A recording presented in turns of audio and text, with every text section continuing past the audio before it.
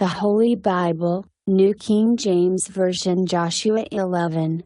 And it came to pass, when Jabin king of Hazor heard these things, that he sent to Jobab king of Midian, to the king of Shimron, to the king of Akshap, and to the kings who were from the north, in the mountains, in the plain south of Cheroth, in the lowland, and in the heights of Dor on the west, to the Canaanites in the east and in the west, the Amorite, the Hittite, the Perizzite, the Jebusite in the mountains, and the Hivite below Hermon in the land of Mizpah.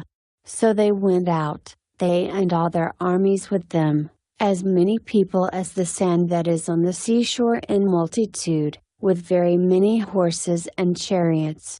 And when all these kings had met together, they came and camped together at the waters of Merom to fight against Israel. But the Lord said to Joshua, "Do not be afraid because of them, for tomorrow about this time I will deliver all of them slain before Israel. You shall hamstring their horses and burn their chariots with fire." So Joshua and all the people of war with him came against them suddenly by the waters of Merom, and they attacked them. And the Lord delivered them into the hand of Israel, who defeated them and chased them to Greater Sidon, to the brook Misrephoth, and to the valley of Mizpah eastward. They attacked them until they left none of them remaining. So Joshua did to them as the Lord had told him. He hamstrung their horses and burned their chariots with fire. Joshua turned back at that time and took Hazor, and struck its king with the sword, for Hazor was formerly the head of all those kingdoms.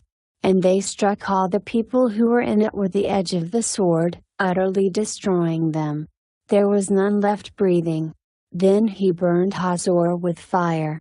So all the cities of those kings, and all their kings, Joshua took and struck with the edge of the sword. He utterly destroyed them, as Moses the servant of the Lord had commanded.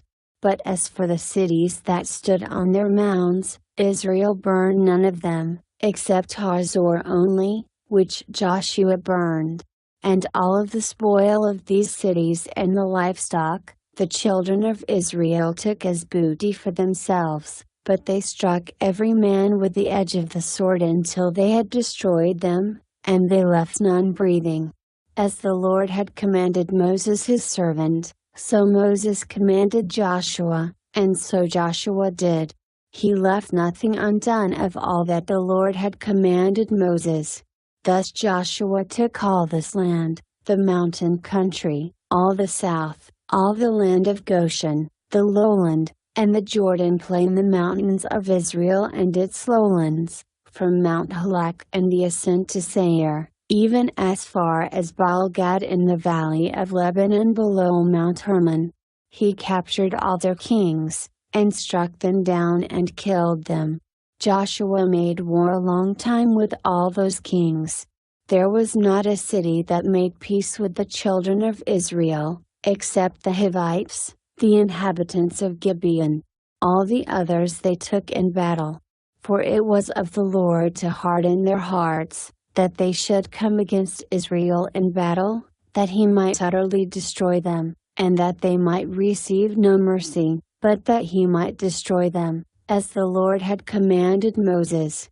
And at that time Joshua came and cut off the Anakim from the mountains, from Hebron, from Debir, from Anab, from all the mountains of Judah, and from all the mountains of Israel. Joshua utterly destroyed them with their cities. None of the Anakim were left in the land of the children of Israel. They remained only in Gaza, in Gath, and in Ashdod.